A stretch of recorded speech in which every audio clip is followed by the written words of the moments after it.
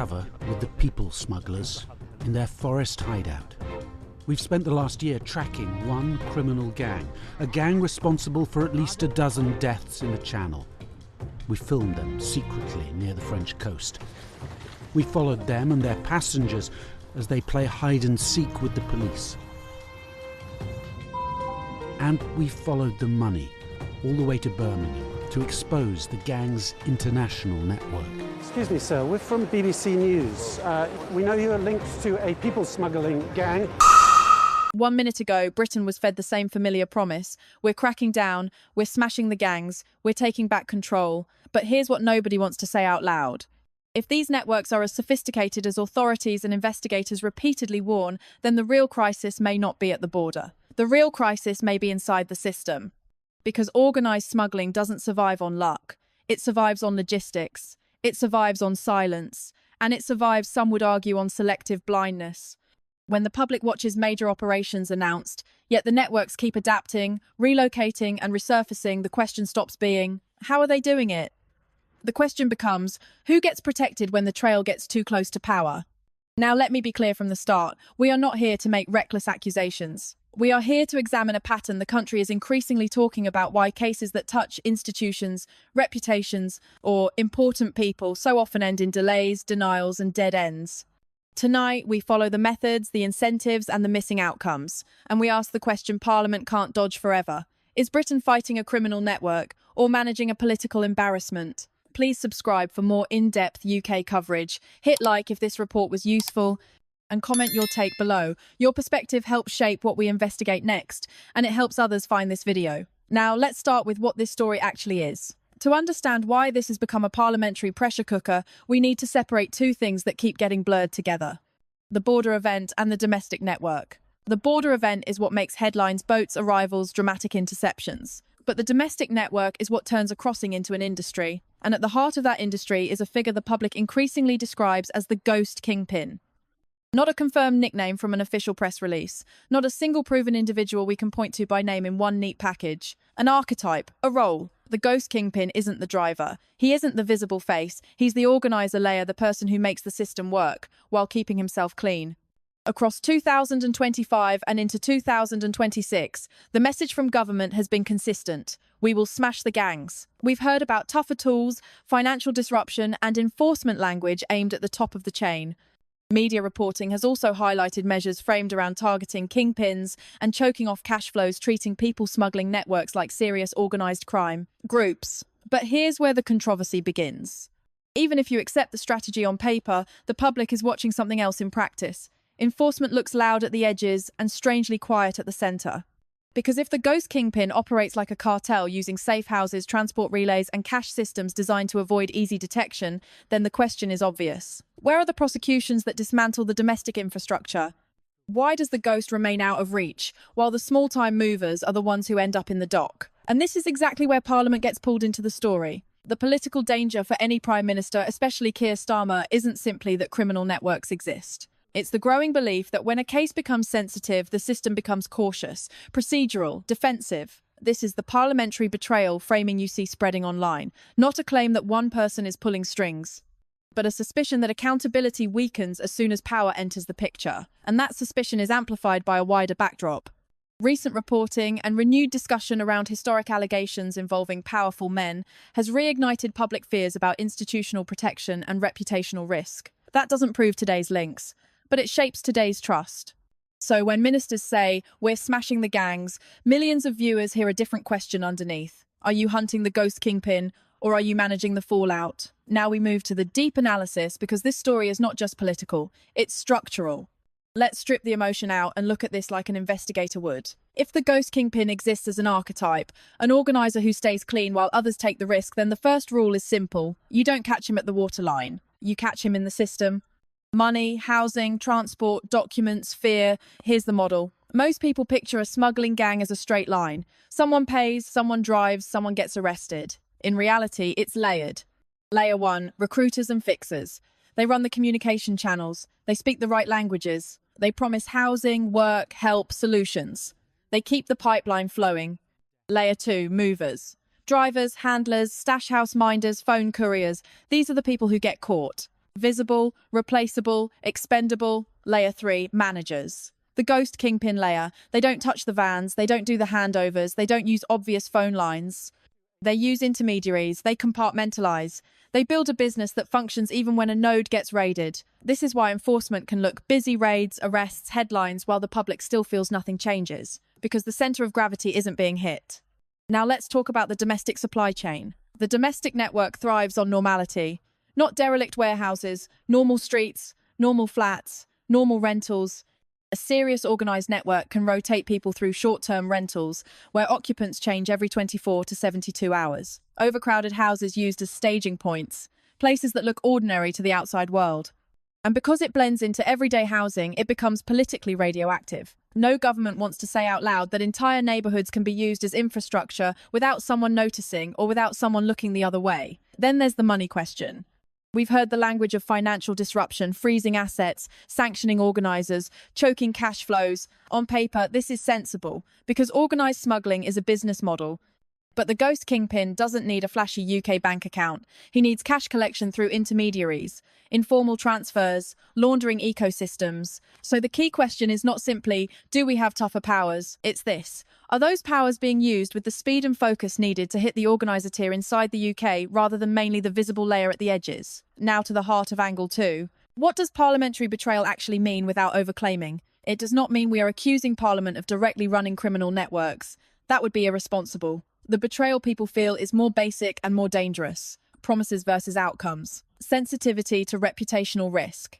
And opacity. A public that hears, "We can't comment, it's under review, it's ongoing," again and again, starts to believe that process is being used as a shield. And that belief grows when there's already a backdrop: historic cases, institutional failures, and allegations that some investigations were treated differently when influence hovered nearby. Again, that does not prove a direct link to smuggling networks, but it explains why the public is no longer generous with its trust. Now here's something viewers often miss.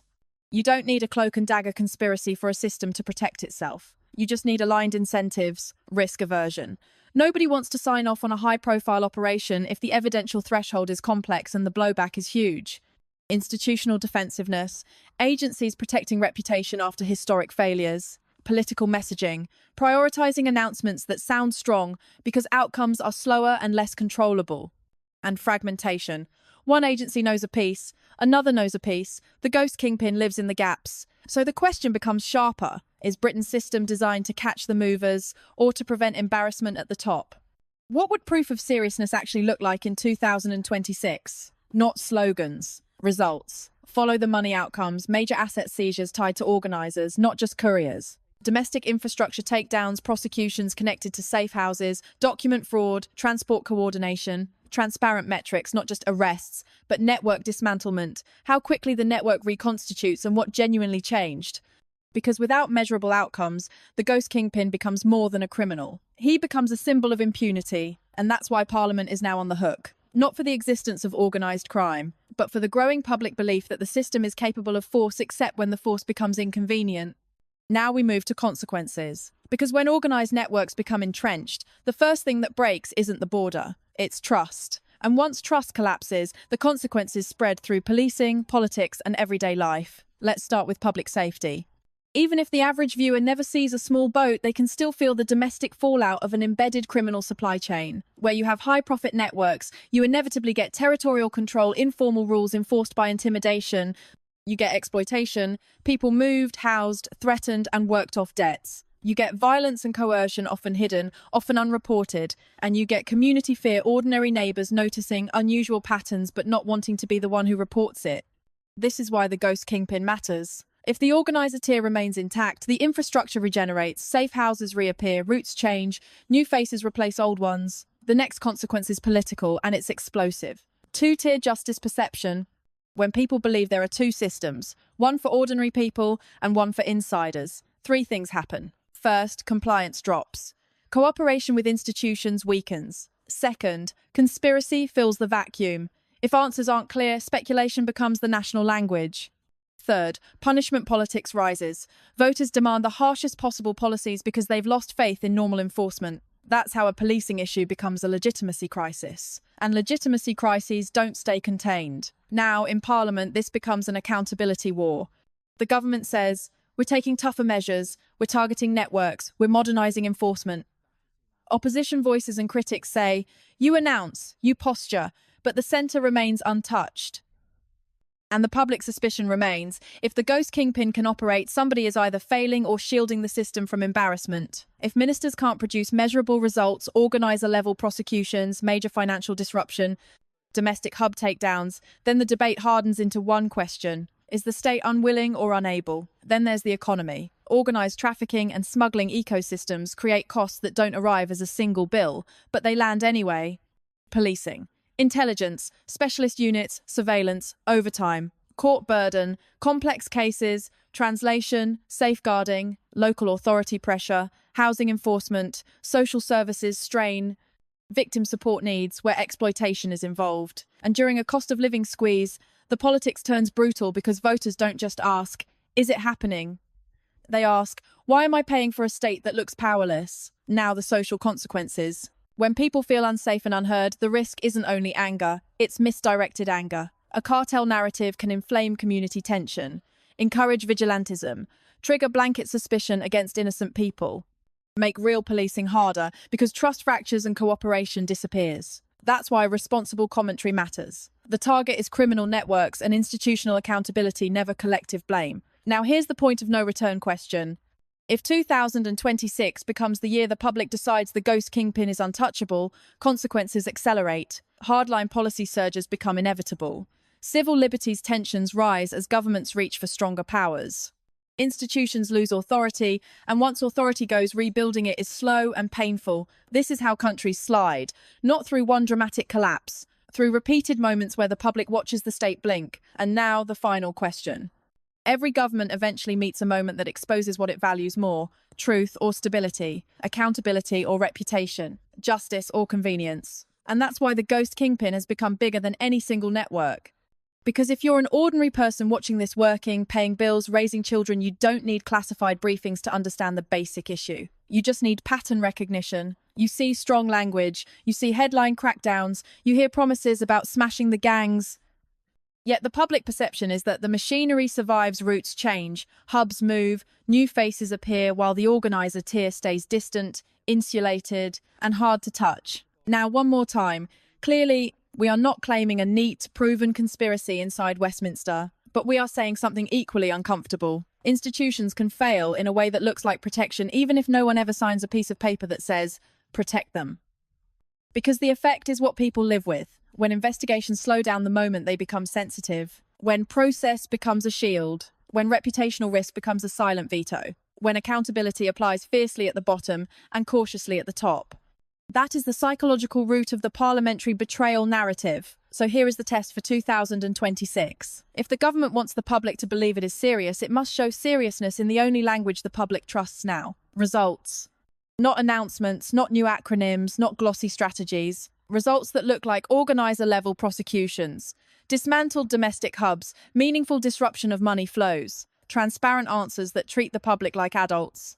And Parliament must do what Parliament exists to do, demand answers that aren't wrapped in fog. So tonight I'll leave you with one question that cuts through party lines and political theatre. If a cartel-style network can operate domestically and a ghost kingpin can remain out of reach, then what exactly is failing? Is it capability? Is it will? Or is it something more corrosive, an instinct to protect the system from embarrassment, even if it costs the country its confidence? Because if Britain loses confidence that justice is blind, the country doesn't just become harder to govern, it becomes easier to divide. Subscribe for more in-depth UK coverage, hit like if this report was useful, and comment your take below.